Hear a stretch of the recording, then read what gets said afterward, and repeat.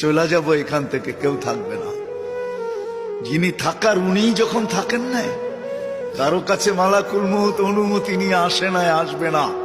শুধু একজন মুহাম্মদুর রাসূলুল্লাহ সাল্লাল্লাহু আলাইহি ওয়াসাল্লামের কাছে মালাকুল মউত যখন আসছেন, তো আল্লাহ বলছে বন্ধুর কাছে অনুমতি নিয়ে ঢুকবে। অনুমতি দিলে ঢুকবে, নাইলে ফিরে আসবে।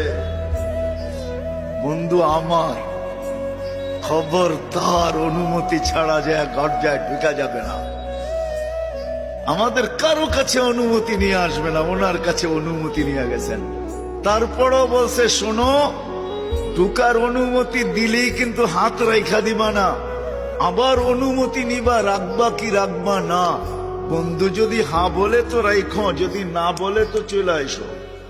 না বন্ধু আমার। কার বন্ধু? কার বন্ধু? হাবিবুল্লাহ।